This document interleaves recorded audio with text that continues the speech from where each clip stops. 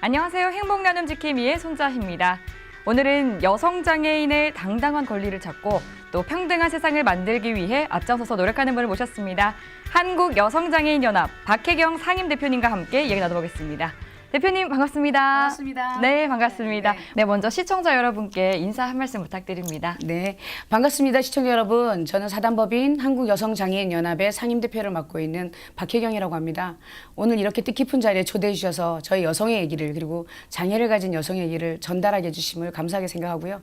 그리고 오늘 이 프로를 통해서 여성장애인에 대해서 고민하고 같이 해답을 찾는 자리가 되기를 소망해 봅니다. 감사드립니다.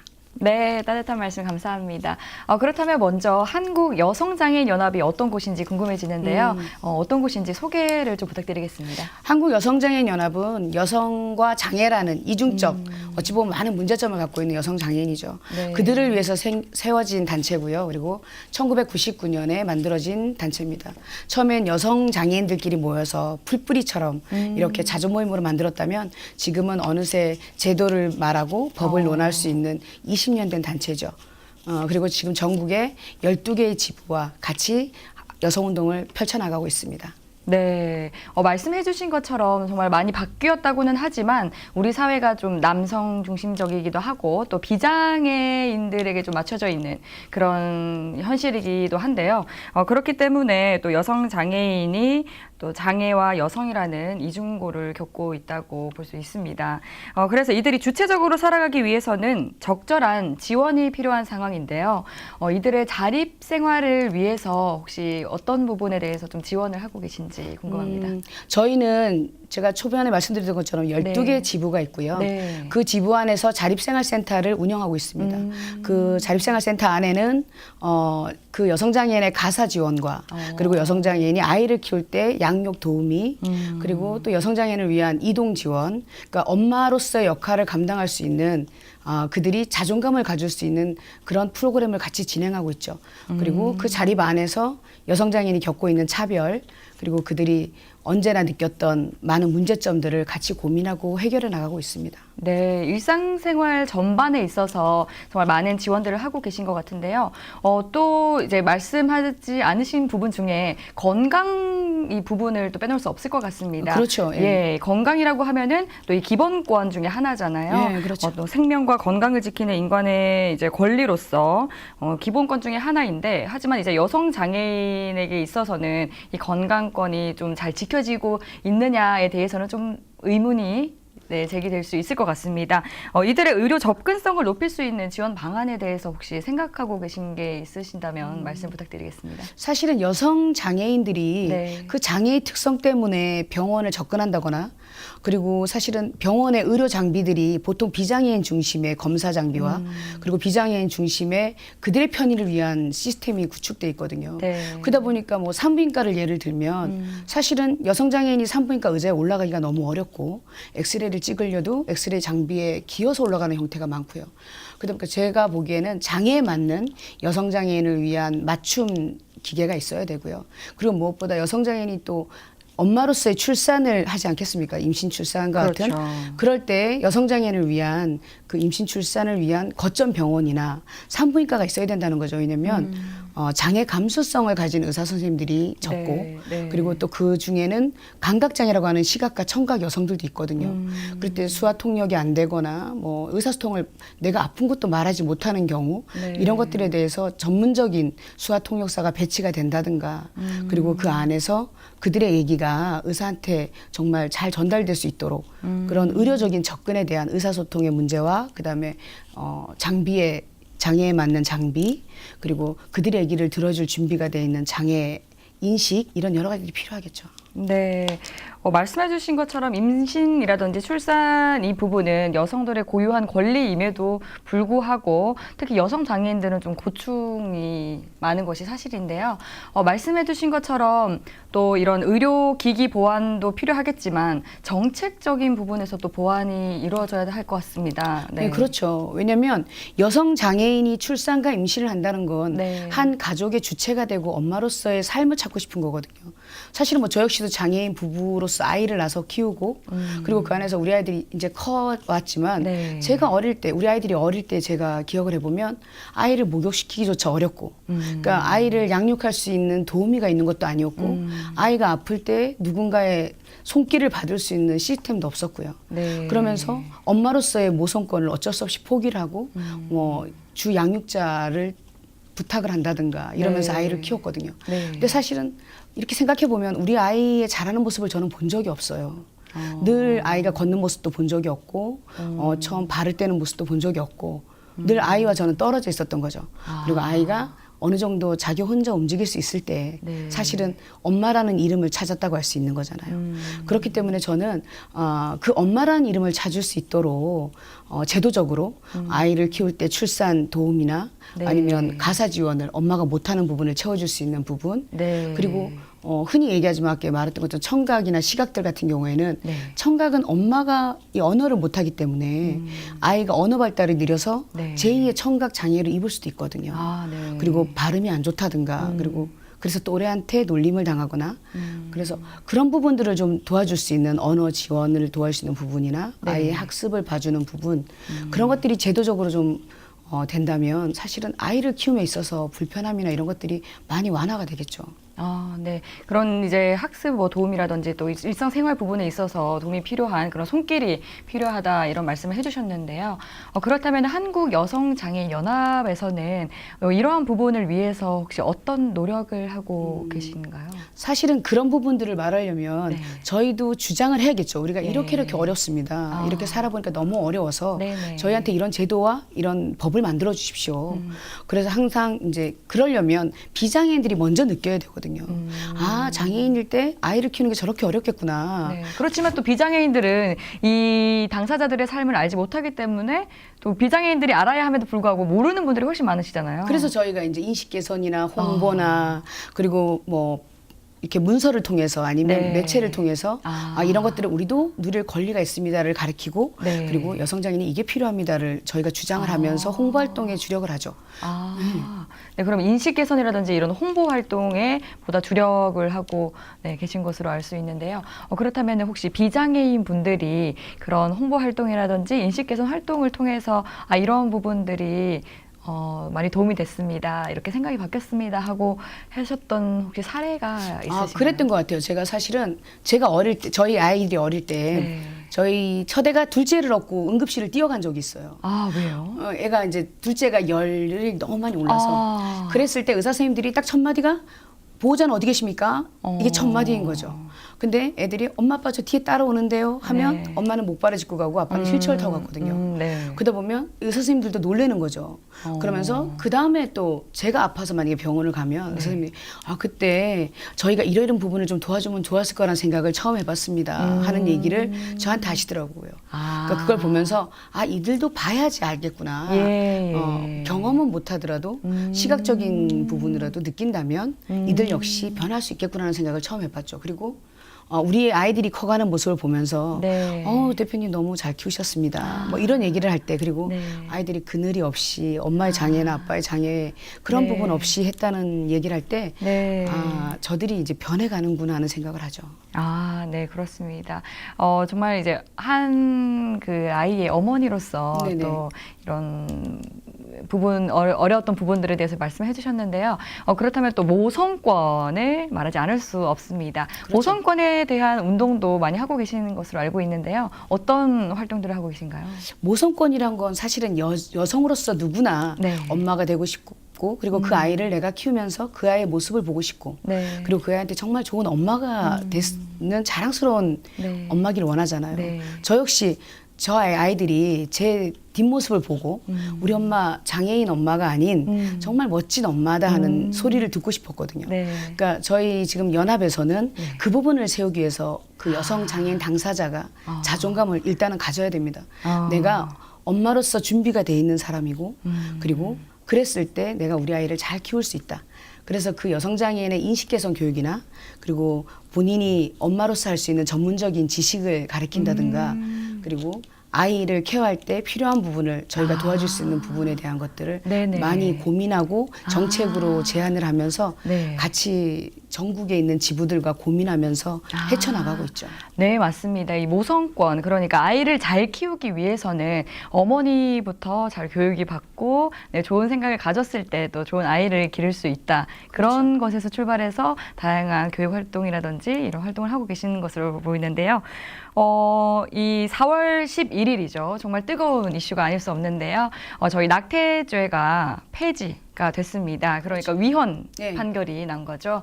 대법원에서 이제 위헌 판결을 냈는데 66년 만에 낙태 처벌을 위헌이라고 판단하면서 여성의 자기 결정권을 존중을 해줬습니다. 네네. 네, 이 부분에 대해서는 혹시 대표님께서 어떤 생각이 있으신지 궁금합니다.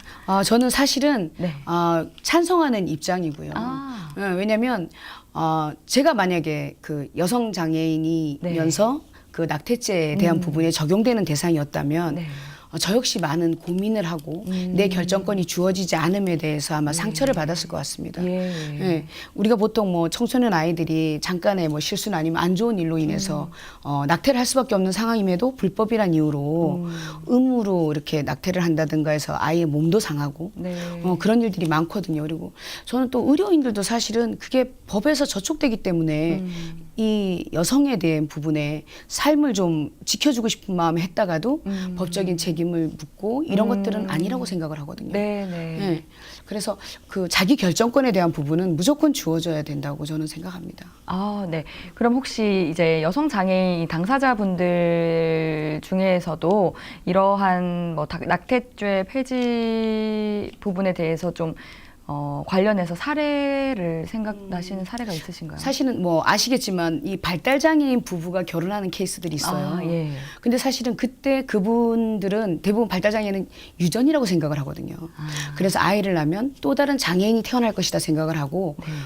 결혼을 안 시킨다든가 아니면 여성을 강제로 중절을 시키거나 그러니까 이 여성이 장애가 경함에도 본인이 원하지 않는 선택을 할 수 없는 상황으로 몰아가는 경우도 있어요. 네. 그렇기 때문에 저는 그 장애와 상관없이 본인이 판단하게 하고 본인의 네. 의사를 선택할 수 있게끔 하는 게 맞다고 생각하거든요. 아. 그랬을 때 네네. 뭐 그게 마치 낙태죄가 폐지와 상관없는 네네. 결정권의 중심으로 보는 게 맞다고 생각합니다. 아, 네. 맞습니다. 말씀해 주신 것처럼 이제 낙태죄가 폐지가 된 부분에 대해서 찬성을 하는 이들이 많은 이유는 아이를 낳아도 키우기 어려운 분들이 많은데 이제 억지로 이제 낳아가지고 이제 상황이 좋지 않음에도 불구하고 낳게 된다면 그 아이한테도 좋지 않은 영향을 미칠 것이다 맞죠. 하는 생각이 있는 것인데요. 이 부분을 본다면 좀 더 나아가서 여성 이제 장애인 분들이 아이를 낳아 키울 때 양육하거나 가사를 할 때 좀 어려움이 많은 것이 사실이잖아요. 그렇죠. 네네. 그래서 또 이 부분에 대해서 이제 여성 장애인의 양육이나 가사에 있어서 유형별로 지원이 필요할 것 같은 생각이 드는데, 네, 이 부분에 대해서는 어떻게 지원을 하고 계신지? 사실은 그 여성 장애인들 중에 제가 앞에서 말한 것처럼 청각과 시각 장애인이 있고 지체 장애인이 있을 수 있겠죠. 네. 근데 청각과 시각은 말 그대로 우리가 흔히 얘기하는 오감에 들어가는 감각 장애라고 할 수 있어요. 네. 그랬을 때 청각은 우리가 흔히 얘기하듯이 이제 청력의 손실이겠죠. 네. 그리고 시각은 시력의 손실이고요. 그러면 가장 불편한 부분이 아이를 키울 때 청력의 손실인 여성 장애인들은 아이의 울음소리나 아이가 뭐 위험한 상황에 노출됐을 때도 그걸 알 수가 없거든요. 그렇죠. 그러면 그거를 알 수 있도록 뭐 보조기구나 뭐 램프가 깜빡깜빡거려서 아이의 울음소리에 반응한다든가 네. 그런 보조기구적인 것들이 들어가야 된다고 생각하고요. 시각장애인 여성이 아이를 키울 때는 제가 전에 본 적이 있어요. 시각장애인 엄마가 비장애인 아이를 키우는 영상을 본 적이 있는데 네. 사실은 이 감각적으로 아이를 이렇게 다루면서 그 양육 지원이나 이런 것들을 도움으로 모성권을 잃지 않고 아이를 양육하더라고요. 그랬을 때 제가 필요한 건 시각은 어쩔 수 없이 누군가의 도움도 필요하고요. 그리고 네. 청각도 마찬가지겠죠. 네네. 도움이 필요하지 않은 장애 유형은 없습니다. 그렇습니다. 뭐 저부터도 아이를 업을 수도 없고 그리고 아이를 뭐 안고 다닌다는 건 꿈도 꿔본 적이 없기 때문에 네. 그 엄마의 모습을 해줄 수 있는 그런 유형에 맞는 어찌 보면 장애 유형에 맞는 뭐 제가 다리가 불편하면 다리가 불편한 것이 한계가 되는 상황을 도와주는 네. 그리고 네. 청력이 없다면 청력의 손실을 커버해 줄 수 있는 부분 시력과 이런 부분들이 장애도 느끼지 않는 그런 것들로 인한다면 사실은 저는 장애와 비장애는 크게 차이가 없다고 생각하거든요. 네. 그렇기 때문에 여성 장애인이 아이를 뭐 유형별로 어떤 식의 도움이 필요합니까? 그런 것들은 물리적인 도움이든 제도적인 부분이든 아니면 사람을 통한 도움이든 네. 이런 여러 가지들이 골고루 들어가야 될 사안이라고 생각합니다. 네, 다방면으로 지원이 이루어져야 그럼요. 한다는 말씀을 해주셨는데요. 그렇다면 지금 현재는 어떤 지원들이 이루어지고 있나요? 지금 현재는 사실은 가사 지원 사업이라 그래서 네. 지자체마다 예산의 차이는 있지만 네. 그 엄마의 양육권을 지켜주기 위해서 아이가 뭐 몇 세 될 때까지는 아이 어린이집이나 이런 것들을 같이 케어해주고 그리고 활동보조 사업 안에는 아이가 6세까지 같이 양육할 수 있어요. 아. 왜냐하면 활동보조 사업은 어찌 보면 당사자 중심의 그 장애인 당사자로 보거든요. 네. 근데 여성 장애인일 경우에는 그 아이를 같이 케어해줄 수 있도록 아. 제도적으로 좀 풀어놓은 경우가 있어요. 네. 그래서 그럴 때 도움을 좀 받기도 하고요. 그렇지만 아직은 많이 미흡하고 그리고 그런 것들이 아직 제도로 정착이 덜 돼 있죠.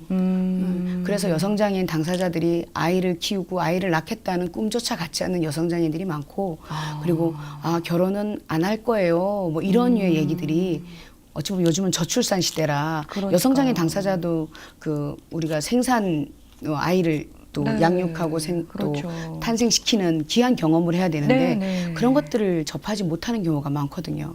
그리고 그걸 꿈도 못 꾸고요.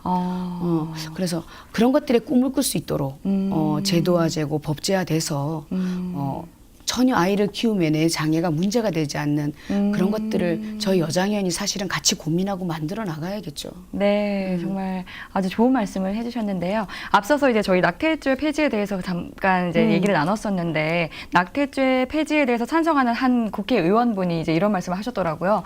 아이를 낳지 않는 것을 금지하는 것이 아니라 이 아이를 낳아서 키우기 좋게끔 이제 그 사회 환경을 만드는 것부터가 우선이 돼야 된다 이런 말씀 해주셨는데 저는 이제 그 부분이 상당히 인상 깊었거든요. 방금 대표님께서 해주신 말씀도 이제 그런 말씀이신 것 같습니다. 맞죠. 왜냐하면 환경이 제대로 구축이 된다면 네, 네. 사실은 저부터도 뭐 하나 더 낳을까? 그렇죠. 이런 욕심이 생기겠죠. 예. 근데 환경이 구축이 안 됐기 때문에 네. 기존에 있는 제가 키웠던 아이들 역시 제가 그 아이들한테 정말 충분한 엄마로서의 네. 뭐 애정은 모르겠지만 예. 아이를 양육함에 있어서 전문적인 부분이 많이 부족했다는 그런 미안함이 지금도 있거든요. 네. 그러니까 그런 미안함도 사실은 내 장애 때문에 느끼면 안 된다고 저는 생각을 해요. 네.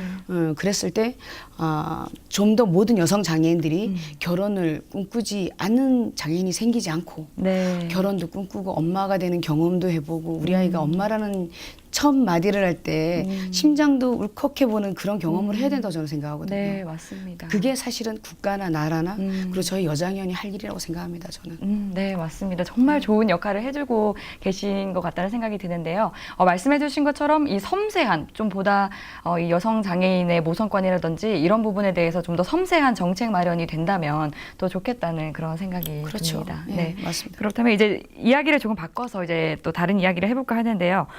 여성 장애인의 성희롱이라든지 성폭력 문제가 계속해서 대두가 되고 있습니다. 이제 더 이상은 좀 이런 사건 사고라든지 뉴스 소식을 듣지 않았으면 하는 바람인데 자꾸만 이게 들리고 있단 말이죠.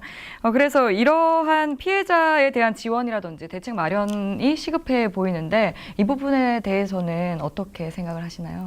사실은 여성 장애인들은 장애라는 이유로 내가 갖고 있는 장애 때문에 네. 이게 내가 성폭행을 당하는지 성추행을 당하는지도 모르고 사실은 그런 경우를 당할 때가 있어요. 네, 그게 너무 안타까워요. 그러다 보니까 어찌 보면 우리가 흔히 예. 사랑하는 사람을 만나면 자기 결정권에 의해서 네. 나 이 사람과 사랑을 하고 싶다. 이게 맞음에도 그렇죠. 그런 것들이 주어지지 않고 일방적으로 폭력을 행사당하고 그리고 폭력을 행사당했을 때 내 얘기를 풀어놓을 곳조차 없고 그리고 당장 피할 곳조차 없는 그런 사태가 생기거든요. 그래서 저희 이제 전국에 있는 지부 중에도 성폭력 상담소와 그다음에 쉼터 그리고 긴급 피난처 뭐 이런 것들을 이제 같이 운영하는 지부들이 있어요. 네. 전국적으로. 근데 그런 일들이 너무 많이 생기다 보니까 그들을 다 수요를 또 이렇게 충족을 못 시키는 거죠. 아. 그래서 어쩔 수 없이 비장애인 쉼터에 간다든가 네. 그래서 비장애인 쉼터 안에서 제대로 된 서비스나 케어를 받지 못하고 그리고 만약에 중증장애인이 여성장애인이 뭐 폭력을 행사받았을 때 피해야 됨에도 피할 곳이 없어서 다시 아. 폭력을 행사하던 가정으로 들어간다든가 아. 이런 일들이 너무 많거든요. 네. 그래서 저희는 늘 지금 이제 뭐 정부나 국회에다 요구하는 것들이 네네. 그들이 피할 수 있는 쉼터, 긴급 피난처나 아니면 그들의 얘기를 들어줄 수 있는 상담소, 네. 그리고 그들이 나의 고충을 상담을 받고 난 다음에 다시 복구를 할 수 있는, 복귀를 할 수 있는 그런 시설들을 네. 그리고 다시 그 현장으로 안 돌아가게 내 자신의 자존감을 찾을 수 있도록 해주는 뭐 치유센터나 이런 것들을 요구하고 있거든요. 네. 근데 워낙 지금 저희가 최선을 다해서 하고 있지만 워낙 그 개소를 하고 있는 것들이 너무 적고 그리고 그에 반면에 사회는 너무 네. 여성장애인에게 아직도 너무 폭력적이고 그리고 너무 위험한 곳인 거죠. 아. 그래서 그들이 쉴 곳이 없는 그런 것들이 사실은 늘 안타깝습니다. 현장에서 그게 네. 한계일 수도 있어요. 내가 아무리 외치고 내가 아무리 주장을 해도 뭐 예산이란 부분에 제도라는 부분에 법적인 부분에서 그런 것들이 지켜지지 못하는 모습들이 많기 때문에 그런 것들을 못하는 자괴감 역시 대표로 있는 저도 느낄 때가 많은 거죠. 아, 그렇다면은 이런 이제 피해를 입은 여성 장애인들을 위한 시설이라든지 서비스를 하는 곳이 지금 이 여성장애인, 한국 여성장애인 연합밖에 없나요? 지금 여성장애인을 논하는 곳은 사실은 몇 군데가 더 있는데요. 네. 저희가 어떻든 한국자가 붙은 유일한 여성장애인 단체고 네. 그리고 워낙 저희 본부, 지금 서울이죠. 서울에도 네. 성폭력 상담소가 있고 그리고 지부마다 또 쉼터나 말씀드렸던 것처럼 그런 것들이 있기 때문에 네. 좀 주도적인 그리고 회원 관리적인 부분이나 네. 네트워크가 좀 이제 넓어져 있다 보니까 네. 사례나 그리고 그런 것들을 좀 취합하고 그다음에 문제성을 돌출시키는 게 저희는 더 쉽다고 볼 수 있죠. 네. 정말 이 주도적으로 역할을 하고 계시지만 또 정부의 지원이라든지 또 국민적인 관심 또한 필요한 사안이라는 생각이 들거든요. 그렇죠. 사실은 네. 정부에서 네. 좀 더 많은 이런 것들을 이슈화 시켜주시고 네. 그리고 정말 얼마나 이게 필요한 사업인지 그리고 이 사업에 대해서는 예산을 논할 수 있는 사업이 아니라는 것들을 좀 고민해 주실 필요가 있다고 생각합니다. 네, 물론 맞습니다. 사람들은 복지 예산이 점점 늘어나고 있고 장애인들이 살만한 세상 아니야? 이렇게 생각을 하지만 네. 현장에서 겪고 있는 뭐 당사자인 저는 아직도 세상은 더 변해야 되고 그리고 제도적으로 똑같은 우리 한 사람의 인격 주체를 지켜줘야 될 의무가 있다고 생각하거든요. 네. 그랬을 때 좀 더 누구나 다 장애가 문제가 안 되고 인간답게 살 수 있게 되지 않을까 하는 그런 고민을 해봅니다. 네, 맞습니다. 정말 여성 장애인을 위한 보호 시설이 그만큼 부족하다는 이야기인 것 같을 텐데요. 이들을 위한 쉼터에서는 어떤 것들을 제공해 주나요? 사실은 이들이 대부분 쉼터를 올 때는 폭력에 노출돼 있다 오거든요. 그게 성폭력이든 가정폭력이든 그리고 사실은 가정 내에서 여성장애인들이 제일 먼저 큰 차별을 겪는 경우도 많아요. 그리고 아시겠지만 이건 비장애인 얘기일 수도 있지만 예. 성폭력의 대부분 이렇게 가족 간의 성폭력도 많거든요. 그 수치가. 그렇기 때문에 사실 돌아갈 수가 없어요. 네. 다시 돌아가면 그곳에서 다시 노출이 되고 그랬을 때 노출을 겪다가 이 쉼터를 왔는데 일단은 본인을 추스려야 되거든요. 그게 네. 심리적으로 누군가가 내 얘기를 들어주고 그리고 당신은 소중한 존재이기 때문에 장애와 상관없이 네. 당신은 당연히 당신의 삶을 찾아야 됩니다 하는 것들을 저희는 늘 상담으로 그분들을 위로하고 있는 거고요. 네, 상담, 심리 상담을 네, 제공하고 주로 하고 그리고 그다음에 그들이 사회에 쓸 수 있도록 일자리까지 연계해서 도와주는 역할을 하는 거죠. 그렇다면 좀 성공적인 사례 혹시 소개해 주실 수 있으신가요? 그러니까 사례가 사실은 전국적으로 있다고 많기는 한데 예. 일단은 그게 있는 것 같아요. 내가 그 상처를 극복을 하고 네. 그랬을 때 더 효과는 커지더라고요. 근데 내가 받았던 상처나 폭력을 극복을 못하면 사실은 사회에 나서지를 못하기 때문에 본인의 상처를 치유받을 수 있는 그러니까 좀 이게 짧은 시간에 해결되는 사안들이 아니잖아요. 왜냐하면 우리가 흔히 트라우마라 그러잖아요. 그렇죠. 그러니까 뭐 쉽지 않죠. 쉽지 않죠. 내가 그걸 잊는다는 것도 쉽지 않고 예. 그리고 잊었을 때도 그런 상황을 뉴스나 이런 것들을 봤을 때 본인의 기억이 다시 떠오를 수도 있고 네. 그래서 사실은 이게 사례로 성공한 사례를 찾기가 많지도 않아요. 왜냐하면 다시 되돌아갈 수 있기 때문에 네. 그 환경에 노출되거나 아니면 그 트라우마가 느껴지는 그 시간이 됐을 때는 그래서 주도적으로 길게 봐야 된다는 거죠. 한 그러니까요. 사람을 다시 사회 속으로 보내고 그리고 그 한 사람의 상처를 치유해주기 위해서는 많은 시간과 많은 사람의 노력이 필요한 거죠. 그 말씀하신 것을 들어보면은 보다 좀 지속적이고 좀 장기적인 차원의 지원이 필요한 것 같다는 생각이 들거든요. 예. 네, 이제 그런 부분에 대해서도 좀 이 지원이 이루어지고 있나요? 사실은 이게 예산이라는 것들이 한정이 돼 있지 않습니까? 그렇죠. 근데 항상 예산이 케이스들은 이런 사건들은 점점 많아지고 그러다 보니까 한 사람한테 집중할 수가 없게 되는 거죠. 이 사람이 이제 치유가 돼가나 봐요. 이거 종교를 시킬 수가 없는 거예요. 그러니까 쭉 늘어지는 거죠.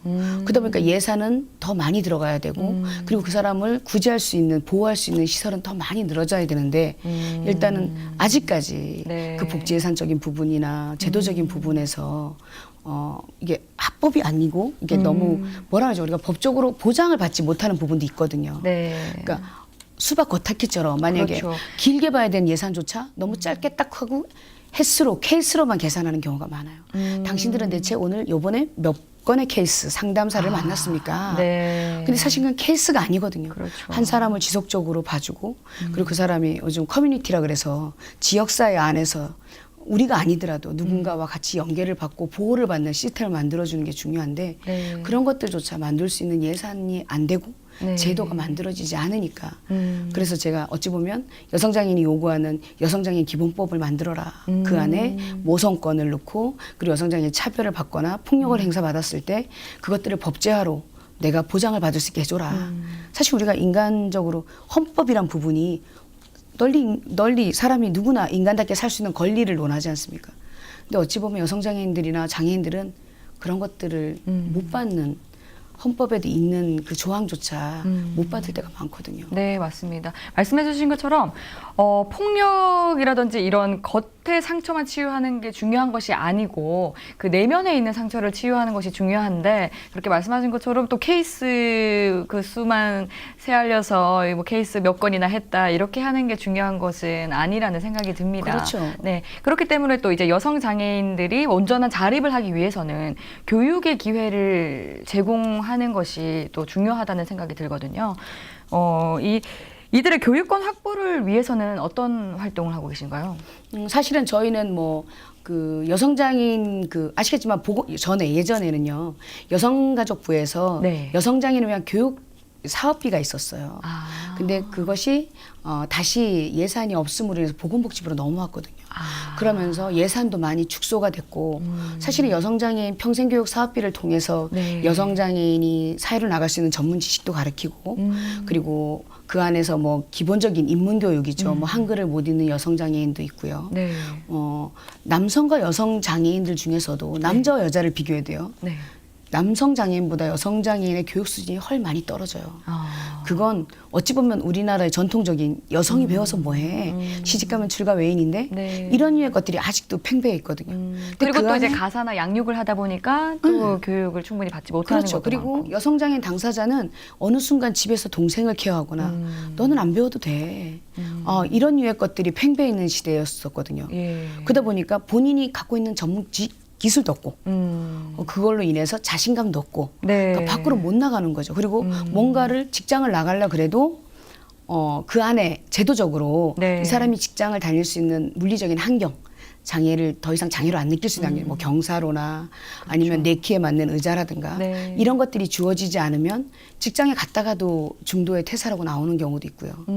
그렇기 때문에 일단은 교육을 통해서 전문적인 기술이 받을 수 있도록 저희는 여성장애인 연대 안에서는 네. 교육 사업을 많이 펼치고 있고 그리고 교육 사업 안에서 바리스타 교육이나 아니면 전문적인 여성들이 할 수 있는 네. 특유의 여성이 할 수 있는 것들 있죠. 뜨개, 예. 그리고 그러니까 향수, 특성에 맞는 교육들을 비누 하고 만들기 계시네요. 이런 것들에서 여성만이 할 수 있는 세심함이 필요한 네. 그런 것들의 사업들을 많이 펼쳐 나가고 있죠.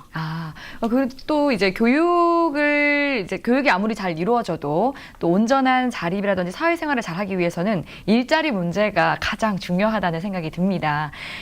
그렇지만 이제 여성 장애인의 경우는 비장애인에 비해서 또 하물며 이 남성 장애인과 비교해서도 거의 절반 수준의 그 고용률과 임금을 받고 있다 하는 제가 그 정보를 봤거든요. 이 부분에 대해서는 또 어떻게 생각하시는지 그러니까 궁금합니다. 지금 전에 질문하신 것처럼 네. 일단은 교육 수준이 떨어지다 보니까 네. 가는 일들이 사실은 단순 작업이겠죠. 뭐 박스를 접는다든가. 그러니까 이게 사실은 급여가 높을 수도 없고요. 네. 그걸로 인해서 항상 빈곤해질 수밖에 없는 상황에 노출이 되는 거죠.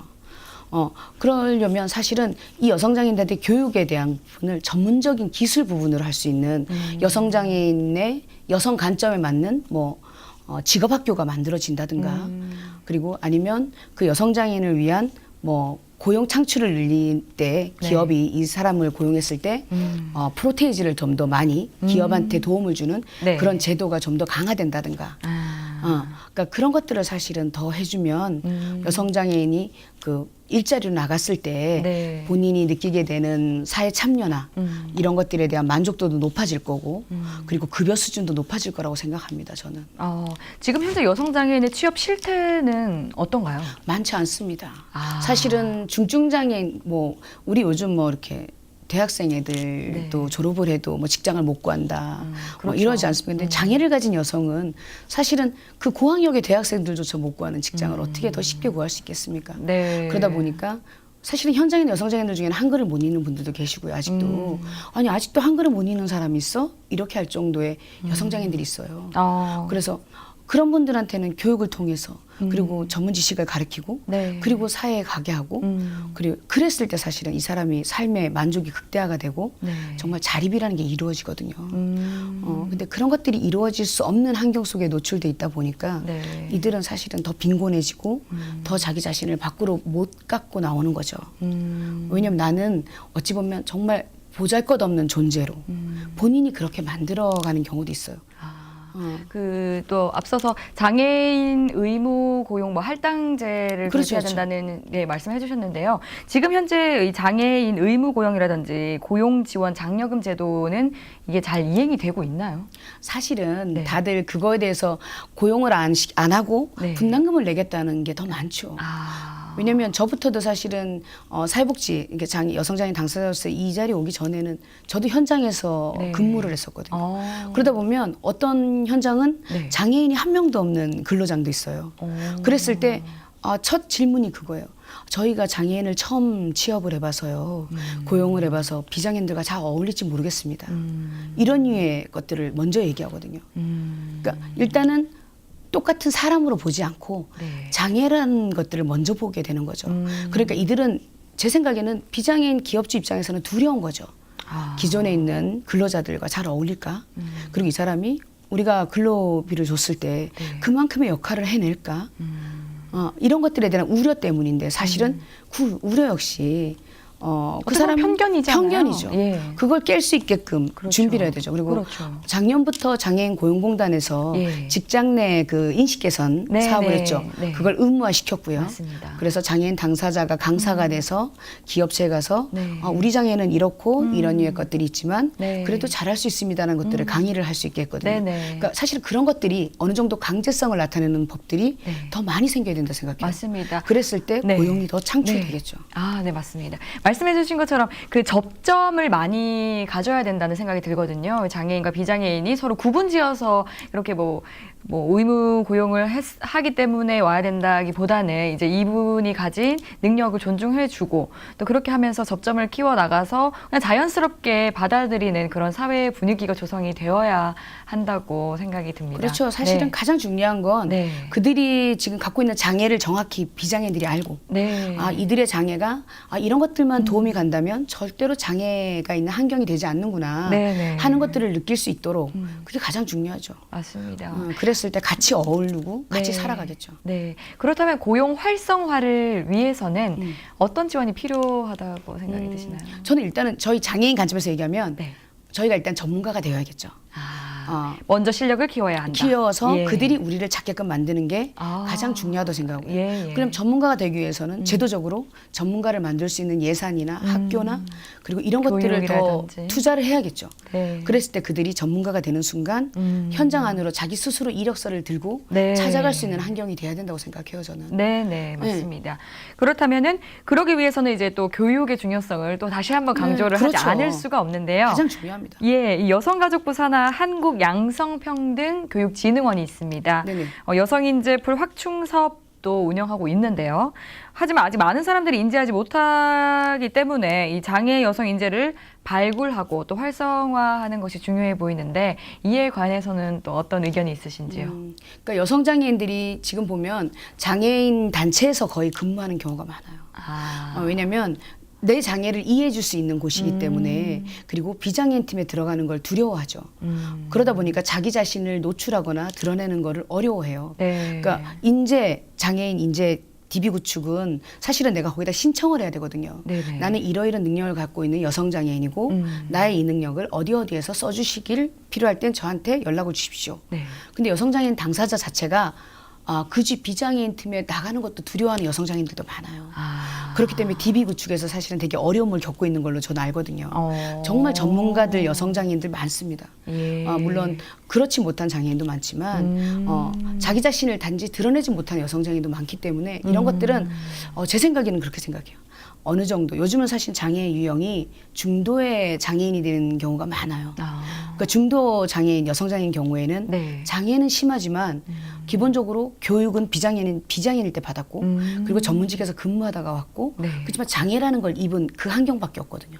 그러니까 사실 그런 분들은 내가 장애인이 된 환경을 극복을 하면 네. 그다음부터는 장애 쪽에서는 전문가가 되는 거죠. 그러니까 그런 분들을 밖으로 노출시키고 예. 그리고 그런 분들이 나보다 못한 장애인들한테 멘토가 돼서 그들한테 나도 저렇게 나갈 수 있구나 하는 그런 동기를 유발시키는 그런 것들의 노출이 좀 더 많이 돼야 된다고 생각합니다. 저는. 네, 그랬을 때 DB도 구축이 될 것이고 네. 그리고 장애인 당사자가 늘 내가 부족한 존재라는 것들을 잊고 내가 정말 자랑스러운 사람이고 전문가가 될 수 있는 사람이구나를 아마 깨닫게 되겠죠. 네. 말씀하신 것처럼 비장애인들의 인식 개선도 필요하겠지만 장애인 당사자분들도 이제 스스로 좀 더 자존감을 가지고 그렇게 좀 용기를 내는 이제 그런 부분도 필요한 것 같습니다. 맞습니다. 그랬을 네. 때 저희 어찌 보면 전국에 있는 여성 장애인 리더나 예. 그리고 현장에서 일하는 장애인 당사자들이 그 역할을 해야 되는 거죠. 저분도 나보다 더 심한 장애를 갖고 있지만 네. 저렇게 장애 현장에서 멋지게 하나의 우리의 목소리를 내주는 사람이 되는구나. 네네. 저는 그런 사람이 돼야 된다고 생각합니다. 네, 맞습니다. 네, 물론 저도 그런 사람이 되기 위해서 더 네. 열심히 노력을 해야 되는 사람이고요. 예. 그렇다면 이제 비장애인과 장애인이 서로를 좀 더 알아가고 그럼으로 인해서 또 서로 이제 동등하고 평등한 그런 사회가 만들어지면 좋겠는데요. 그러기 위해서는 서로를 좀 잘 알아야 될 것 같아요. 그렇죠. 네, 그러기 위해서는 또 여러 방면에서 이제 현실을 잘 나타내주는 이제 여성 장애인이라든지 장애인을 대상으로 하는 정책 조사나 또 연구가 필요할 것 같은데요. 올해는 좀 어떤 부분을 좀 중점적으로 네, 연구하실 생각이신가요? 저희는 사실은 여성 장애인의 자립을 좀 포커스로 올해는 중점으로 다루고 있습니다. 네. 그 자립은 뭐 사회적 자립도 있고 네. 그리고 가정 안에서의 장애가 안 되는 자립일 수도 있고요. 그리고 성폭력과 가정폭력에 노출되지 않을 수 있는 나의 자존감을 키우는 자립일 수도 있습니다.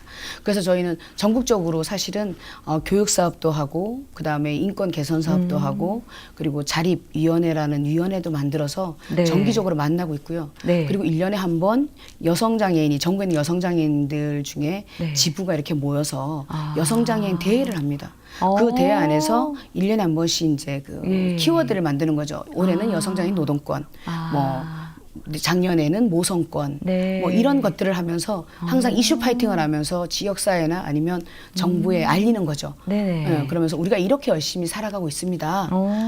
이런 것들을 지금 밖으로 계속 저희의 목소리를 내려고 노력하고 있습니다. 네. 맞습니다. 말씀해 주신 그런 뭐 모성권이라든지 노동권 이런 것들을 한데 아우르는 이제 기본법 예. 보장이 좀 이루어진다면은 더 저희는 네. 법적으로 일단은 딱 정해지는 법이 되는 거니까 예. 저희가 주장을 함에 있어서 근거가 되지 않겠습니까? 그죠? 이래 헌법이 있기 때문에 우리는 네. 기본적으로 인간답게 살아야 된다는 외치는 것처럼 네. 그리고 장애인 차별금지법이 있기 때문에 네. 우리가 교육적인 부분이나 문화적인 부분에서 우리는 이 부분을 저희한테 주셔야 됩니다고 요구할 수 있는 것처럼 네. 여성 장애인 관점에 맞는 기본권이 만들어졌을 때 당사자 여성이 느끼는 장애로서 느끼는 것들을 좀 더 세밀하게 다시 짚으면서 주장할 수 있게 되겠죠. 네, 지금 현재는 그런 기본법이 법제화되어 있지 않나요? 않습니다. 아, 저희가 전혀 지금 없나요? 계속 주장을 하고 있고 발의를 하려고 노력을 하지만 네. 이게 쉽게 법을 만들어진다는 건 물론 쉽지 않겠죠. 그래서 저희도 좀 더 많이 네. 조직력을 갖고 노력해야 될 부분입니다. 네, 여성 장애인을 위한 이런 기본법을 모든 것을 아우르는 기본법이 만들어진다면은 그 노동권이라든지 좀 모성권 지금 저희가 계속 얘기해온 이 모든 것들이 한 번에 이제 다 해결이 해결될 수 있죠. 되는 거거든요. 네, 맞습니다. 하루 빨리 이 여성 장애인을 위한 기본법이 법제화가 되기를 바라겠습니다. 예, 정말 중요한 법입니다. 네, 맞습니다. 이제 두 번 강조해도 네, 아깝지 지나치지 않죠. 않은 정도인데요. 네, 맞습니다. 그리고 또 그 지부 간의 활동을 많이 하신다고 들었는데요. 이런 교류 활동을 하기 위해서는 또 그 연대 활동이라든지 이런 것들이 중요할 것 같습니다. 이 부분에 대해서는 어떻게 이루어지고 있나요? 제가 잠깐 말씀드린 것처럼 네. 저희는 뭐 정책위원회도 있고 교육조직위원회도 있고 네. 그리고 지금 자립생활위원회도 있어서 예. 정기적으로 만나면서 여성장애인에 대한 문제를 심도 있게 논하고 있고요. 네. 그리고 뭐 성폭력 상담소가 있기 때문에 여성장애인의 성폭력이나 가정폭력에 대한 것들에 이슈가 생겼을 때는 같이 함께 고민하고 그것들을 해결할 수 있는 방법을 찾기 위해서 네. 항상 연대하고 협력하고 그리고 고민하고 헤쳐나가고 있습니다. 네, 그리고 또 국제 연대 사업도 하고 계시는 것으로 알고 그렇죠. 있습니다. 유엔이나 이런 데 예. 가서 우리가 이벤트 발언하면서 한국 여성장애인의 삶과 그리고 여성장애인의 부족한 부분들 네. 그런 것들을 또 저의 목소리로 얘기하고 그러고도 하고 있죠. 네, 혹시 이제 해외에 좀 우수 사례를 소개해 주실 만한 나라가 있나요? 이제 여성 장애인의 사실은, 인권을 좀 보장해 주는. 사실은 제가 2년 전에 이제 유엔을 간 적이 있었는데요. 네. 그때 저는 그 여성장애인 인권 이런 걸 떠나서 깜짝 놀랐던 게 예. 저희는 사실은 장애인 딱 이러면 사람들이 두려워하죠. 그러니까 저들한테 어떤 걸 해줘야 되지? 저들이 어떤 장애를 갖고 있지? 내가 만약에 도움을 줬을 때 저들이 그걸 동정으로 느끼면 어떡하지? 이제 이런 것들을 갖고 있는데 네. 외국에 나갈 때 그들은 저희를 장애인으로 안 보더라고요. 그러니까 저는 그게 가장 중요하다. 여성장애인 인권의 뭐 이렇게 사례보다는 그들이 장애라는 것들을 비장애인들이 장애라는 것들을 장애로 안 느껴주는 그 시선. 저는 그게 참 가장 놀랐어요. 그리고 유혹에 갔을 때는 네. 모든 우리가 유혹의 상징이 노란 택시 아닙니까, 그죠? 근데 SUV 노란 택시가 있는 거죠. 그게 우리는 장애인 그 이동 지원 차량이 있지만 네. 유혹은 모든 차가 장애인들이 휠체어를 실을 수 있고 그리고 자전거를 실을 수 있고 유모차를 실을 수 있는 구조로 바뀌어 있더라고요. 예. 그러니까 누구도 장코를 부르기 위해서 대기를 하지 않고 손만 들면 쓰는 거죠. 네. 그게 비장애인이 소리 들었냐, 장애인이 소리 들었냐 이 차이인 거죠. 그렇기 때문에 이거는 선진국은 우리가 많이 배우고 그리고 많이 봐야 된다 생각해요. 특히 당사자인 사람들이 봐서 이런 것들이 좋더라. 그럼 우리나라도 이거를 해주십시오 하고 네. 주장할 수 있는 많은 노출된 시야를 가져야 된다 생각해요. 네, 정말 진정으로 동등한 이제 그런 사회가 그렇죠. 이루어져 있는 것 같다는 생각이 드는데요. 더 많은 사람들이 여성 장애인의 현실과 또 이를 개선하는데 힘을 모아줬으면 하는 바람이 그렇죠. 듭니다. 사실 네. 여성장애인 너무 약자거든요. 네. 여성도 약한데 거기다 장애까지 있는 여성은 얼마나 약하겠어요. 네. 그러니까 그런 것들을 동정의 눈으로 봐달라는 게 아니라 맞습니다. 우리가 갖고 있는 권리와 그리고 국가나 사회에서 보장받아야 될, 누려야 될 당연한 서비스라고 봐주셨으면 좋겠어요. 네. 그러니까 이런 부분에 대해서 좀 인식 개선이 필요하다는 말씀이신 것 그렇죠. 같은데요. 네. 인식 개선과 또 홍보 활동을 열심히 하고 계신 것으로 알고 있습니다. 그렇죠. 네. 이 부분에 대해서 좀 설명을 저희는 사실은 뭐 1년에 한 번씩 여장대를 통해서 네. 언론이나 이런 부분에 저희를 계속 노출시키고 있고요. 예, 또 토론회도 많이 토론회도 개최하고 저희가 네. 안건 많이 합니다. 그리고 그 토론회를 통해서 네. 앞으로 나아갈 길. 우리가 사실은 과거보다는 이제 변해야 되는 세상을 그렇죠. 봐야 되거든요. 네. 그러니까 그런 것들에 대한 고민들을 많이 하고 있고 네. 그리고 또 당사자의 관점도 있지만 또 전문성을 가진 전문가의 관점을 또 저희가 배워야 되고 그래서 그런 연계나 이런 것들에 대해서 게을리하지 않고 있는 거죠. 어찌 보면 그 역할에 사실은 우리 여장연 한 여장이 앞장서려고 노력하는 거고요. 네. 그렇다면 이제 앞으로의 한국 여성장애인 연합의 목표와 또 계획이 궁금하거든요. 저는 사실 그렇습니다. 어찌 보면 한 사람이 그리고 몇몇 안 되는 구분지어지는 소수가 세상을 바꾸기는 쉽지 않죠. 네. 하지만 그래도 우리가 낙수가 떨어져서 돌도 뚫고요. 예. 계란으로 바위 깨겠냐 하지만 흔적은 남길 수 있지 그렇죠. 않겠습니까? 그죠? 네. 그런 것처럼 우리 얘기를 계속 말하고 우리 얘기를 우리의 문제점들 그리고 우리가 겪고 있는 어려움을 노출시키는 게 가장 크고요. 네. 그랬을 때 한국여성장애인연합은 그 역할을 해줄 수 있는 사람이 돼야 되는 거죠.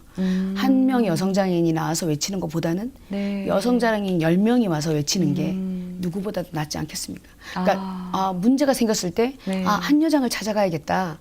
그럼 그곳에서는 우리를 해결해 줄 거야. 네네. 할 수 있는 그런 든든한 구루터기 같은 나무가 되고 싶습니다. 네. 정말 멋진 말씀을 해주셨는데요. 그루터기 같은 나무. 저는 이제 말씀을 들으면서 정말 등불 같은 존재다 하는 그런 생각이 들었습니다. 그렇게 돼야 되는데 네. 아직은 많이 약하고 미흡해서 네. 등불의 역할을 못하는 것 같습니다. 그렇지만 네. 제 마음속에는 어찌 보면 네. 더 큰 등불이 될 수도 있겠죠. 네, 그렇습니다. 이제 지금까지도 정말 많은 활동을 해주시고 또 여성장애인의 이제 인권 보장이라든지 이런 여러 기본권 보장을 위해서 많은 노력을 해주고 계신데요. 앞으로도 많은 이제 활동과 또 여성장애인을 위한 이런 노력들을 응원하도록 하겠습니다. 같이 도와주셔야 됩니다. 네, 그럼요. 언제든지 도와드리도록 하겠습니다. 감사합니다. 네네. 그렇다면 이제 마지막으로 네네. 시청자분들께 한 말씀 부탁드리겠습니다. 저의 얘기를 통해서 여성장애인의 현실을 좀 더 자세히 전달했는지 모르겠습니다. 하지만 제가 말씀드린 것처럼 한 사람의 힘은 약합니다. 그렇지만 우리 시청자 여러분께서 같이 힘을 실어주시고 그리고 이 방송을 보시는 우리 여성장애인 당사자분이 계시다면 밖으로 나와주셔서 본인의 어려움과 그리고 내가 겪고 있는 차별을 얘기할 수 있는 그런 당당함을 가질 수 있는 그런 분들이 되시길 저는 좀 소망해 봅니다. 그랬을 때 우리가 당사자가 세상을 바꾼다고 생각하기 때문에 그 역할에 한 여장이 같이 할 거고요. 그랬을 때 한 여장의 약한 힘일지라도 같이 도와나가고 사회를 통해서 변화시키는 그런 하나의 저희가 불씨가 되길 원해 봅니다. 어떻든 긴 시간이지만 이렇게 저희 얘기를 들어주셔서 감사드리고요. 그리고 부탁드리고 싶은 말씀은 여성장애인도 다르지 않습니다. 차별과 그리고 차이, 나와 틀린 사람이 아니라 그냥 똑같은 엄마일 수 있고 똑같은 여성 근로자일 수 있는 그런 사람으로 느꼈으면 좋겠다는 말씀을 드리면서 이만 오늘 이 뜻깊은 시간 가름해 보겠습니다. 감사합니다. 네, 그 불씨를 밝히는 일에 저도 동참하겠습니다. 아유, 고맙습니다. 네, 오늘 귀한 시간 내주셔서 감사합니다. 네, 감사합니다. 지금까지 한국여성장애인연합 박혜경 상임 대표님과 함께 이야기 나눠봤습니다. 행복 나눔 지킴이 오늘은 여기까지입니다. 시청해주신 여러분 고맙습니다.